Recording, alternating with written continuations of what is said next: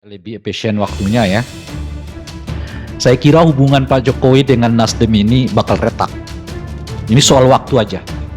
Siapa kira-kira yang akan mereka calonkan sebagai calon wakil presiden? Di beberapa tempat saya sudah mengatakan 80% AHY itu akan jadi calon wakil presiden Anies Baswedan. 80%. Kok berani sekali Rai? Ya berani. So, kalau koalisi ini nggak calonkan AHY, bubar. Kan mereka nggak cukup syarat untuk mencalonkan calon presiden. Kalau Partai Demokrat keluar. Kalau Partai Demokrat, target Demokrat, iya. Kalau cuma Demokrat hanya ikut jadi pendukung, bukan calon wakil pres, dia akan kekip. Jadi dua kelemahan PKS itu begitu, istilah saya itu. Pertama, politik ngunci diri sendiri. Yang kedua, nggak terlalu biasa negosiasi. Negosiasinya ya begini gitu, udah ketangkap gitu loh. Anda mau negosiasi bagaimanapun, sekali Demokrat mengatakan saya nggak mau, gitu kan? Atau Anies mengatakan saya mau Demokrat loh, selesai sih.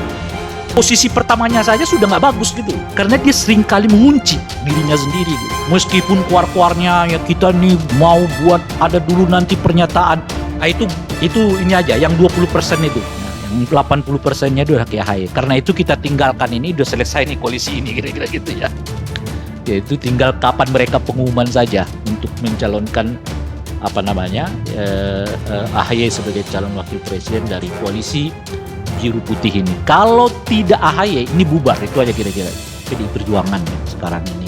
Saya kira yang dinamis sekarang ini justru di PDI Perjuangan. Pertemuan ya Ganjar dengan pengurus teras PDI Perjuangan yang kemarin itu, meskipun dengan dalih ya pemberian sanksi, menguntungkan Ganjar dalam dua hal. Hal pertama apa? Ada lagi komunikasi antara PDI, pengurus teras PDI Perjuangan dengan Ganjar Pranowo. Setelah hampir 2 tahun lebih sama sekali Ganjar itu seperti orang yang diisolir.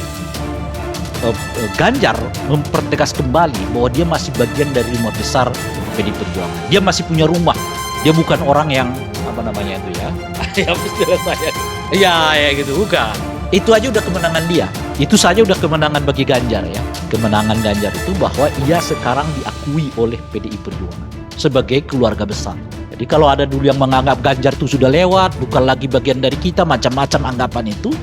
Bahkan ada yang menyerang Ganjar, apa prestasinya Ganjar di Jawa Tengah oleh orang PDI Perjuangan sendiri, itu terbantahkan dengan pertemuan yang kemarin. Dia bagian dari keluarga besar. Sebab kalau dia bukan dari keluarga besar, ya untuk apa dipanggil?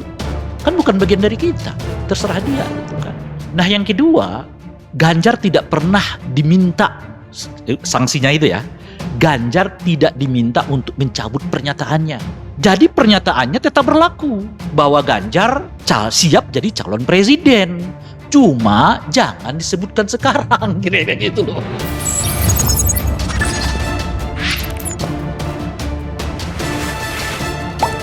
Sahabat bagi media, Gubernur Jawa Tengah, Ganjar Pranowo, disebut justru mendapat perhatian dari partainya, PDIP, usai ditegur soal pernyataan siap maju di pencalonan Presiden 2024. Pengamat politik dari 5 Indonesia, Ray Rangkuti, menilai teguran tersebut, mengisyaratkan Ganjar mulai mendapat perhatian dari partainya. Ray Rangkuti mengatakan, istilah saya itu pemanggilan Ganjar yang kemarin itu dengan sanksi hanya tegur lisan itu artinya hanya sanksi kasih sayang. Lebih lanjut, Ray menilai Ganjar mendapat setidaknya 2 keuntungan dari teguran tersebut. Pertama, PDIP mulai membuka komunikasi dengan Ganjar, setelah 2 tahun ia diabaikan. Pemanggilan Ganjar ke kantor pusat PDIP pada Selasa lalu, menegaskan, ia masih pengurus PDIP. Kalau kita teliti dalam menonton video pertemuan para sindiket waktu itu, pada hari Jumat tanggal 28 Oktober tahun 2022, kita akan sedikit ketahui bahwa Ray menjelaskan. Artinya, Ganjar mempertegas kembali bahwa dia masih bagian dari rumah besar PDIP, sebab, kalau dia bukan dari bagian keluarga besar, buat apa dia dipanggil? Jadi, pernyataan bahwa Ganjar tetap siap sebagai calon presiden, itu berlaku sampai sekarang, cuma dalam konteks, strategi tidak tepat dilakukan sekarang. Kedua, Ganjar dalam pemanggilan itu, tadi minta untuk menarik pernyataannya. Menurut Ray, pernyataan Ganjar siap maju dalam pencalonan presiden masih berlaku, meski ia telah dijatuhi sanksi. Sahabat bagi media, Ray menilai, PDIP hanya meminta agar pernyataan itu tak diucapkan saat ini hingga ada pengumuman resmi dari Ketua Umum PDIP Megawati Soekarnoputri terkait Capres.